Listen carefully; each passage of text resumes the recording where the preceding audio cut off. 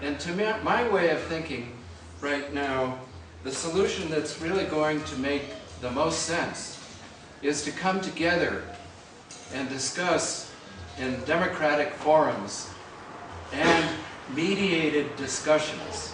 Mediation is so important. Conflict resolution. That, I think, is going to be the bottom line of what's going on. And I'm going to give you a local example, and that is here, right here in Ecuador. I read a report. It was by a group called Saving America's Forests. And the report was done by a number of very competent scientists that pointed out that 180 blocks, each one comprising about 1 million hectares, have been already leased by the governments of Peru, Ecuador, Bolivia, Brazil, and Colombia to go in and drill for oil.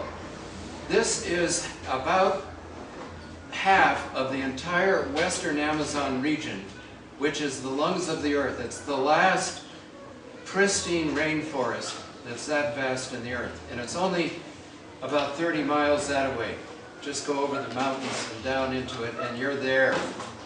And that entire region, something like the size of the state of Texas, has been set aside for oil drilling. Well, this has got the indigenous people really angry. And they're the only ones that are really fighting this. Some of us, well, we've been too busy with other issues. But when I saw this map, it just shocked me. It was a gestalt I needed. I'd show it up on the screen behind me, but I can better that. I've got some handouts about that issue and about what we can do about it. That's the activist in me. That there are many, many things that can be done about this issue. But it needs to happen soon. Now in Peru, it was June, yes, in Peru, about 100 indigenous people occupying a bridge were mowed down by a helicopter gunship by the government of Peru. They occupied the bridge to keep oil trucks from going in. And that is the level of outrage. It's also happening right here in Ecuador, in some of the indigenous communities. This is a very volatile situation. And so we have a choice. We can either treat the indigenous people just like the Americans did with the American Indians back in the 19th, 18th, 17th centuries, or we can do something about it. We can take their position. But we can even do better, I think. And this is where I'm now plugging into an international team of environmentalists, and I mean real environmentalists, not the kind that are playing games with Rockefeller. We're talking about environmentalists that come from the heart and that have actually helped governments, developing countries especially, with ideas for innovation, where there can be sanctuaries for innovation, places where it's perfectly safe. You don't have to worry about the empire breathing down your neck. It's perfectly safe to develop new technologies that could provide the revenues that these countries so desperately need. And this is the idea that some of us are working on. I was going to try to make all of this public, list them, be very definitive, and put it on a public activist basis. But I've been advised to just be quiet about it until such time that the government of Ecuador can be briefed about what these possibilities are without being opposed to them, so that they can at least let us in the door. So these ideas are brewing, and they should be fulfilled within the coming several months. The idea being is to make this innovation sanctuary idea so appealing to the government. It will get the indigenous people off their backs and just kick out these multinational corporations, which are screwing up the environment so fast that we have to do something about it. And this is what's caused the conflict in Ecuador and Peru and other places, is because of the desire to drill for oil. Some of those revenues would go then to the government of Ecuador, And right now, Ecuador's #1 export is oil. It's like the Middle East. Why do you think that the U.S. is now occupying 7 military bases in Colombia? Colombia is right next to Ecuador and Venezuela, both of which have oil. It's really sad to see this, and there are, of course, all these cover stories like the war on drugs and all of that kind of stuff, but the real drug running is being done by the powers that be. So you see the conundrum we're caught in.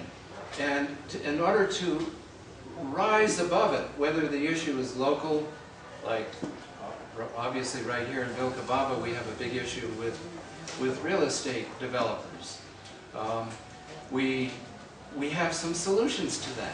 Some ideas have come up, which I think are wonderful, that kind of reconcile the situation. For example, to create a public option, just like the healthcare debate, you know, where you can go to people that could provide that service without having to make a whole ton of money. So there are answers to almost every question conceptually. The real key to this, I think, is to be able to emerge from the polarization that we're all experiencing. Because we can get so caught up in our debates about, well, is global warming real, or isn't it, or is it global cooling, or is it celestial, or this, or that. I mean, I could take each of those arguments and kind of pick them apart. And I do that in my spare time. But when I get a 10-page email from somebody asking me to adjudicate or to agree with them on a very strong position, I could use a graduate student to help with that one. But I simply don't have the time for it. But these are the kinds of issues you see that can sidetrack the central issue. And the central issue really is, let us come up with solutions. Let us embrace those solutions. Let us make Vilcabamba a model city. Let's make Ecuador a model country to be able to reconcile these issues as they come up, and to understand the broader context of the issues, and to understand that we are all so mind-controlled and conditioned to believe the conventional wisdom. And I would say 9/11 is the most dramatic example of that, because here you have a dramatic thing, and when the right brain takes in information like that, and also, by the way, to be able to come out and see a truth which is transcendent and unpopular. It's politically incorrect to challenge the conventional story of 9/11.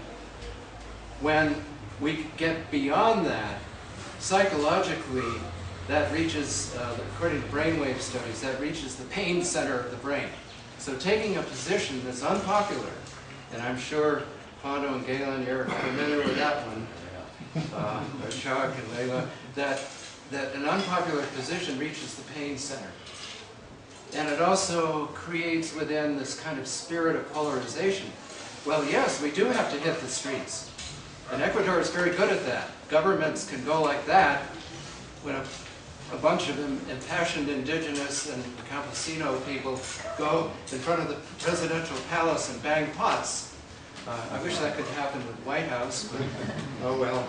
I did do a White House spiel once on Google Video, and all we got was, this is the 5th anniversary of 9/11. There were 30 protesters that day, and there were snipers on the White House roof slinking by. I mean, that's an example of how protest movements have gotten diluted, at least in the U.S., and now they're bringing out the robo-cops and so forth and so on. At least here in Ecuador, it's still being done. The people, by their very nature, are very gentle. So it would behoove me to work with this international team and create the opportunity to present a package that the government would find irresistible, and, by the way, leave the indigenous people in the rainforest alone. Because that's really, I think that's the goal upon which we can all agree, or almost all of us, is to leave the rainforest alone.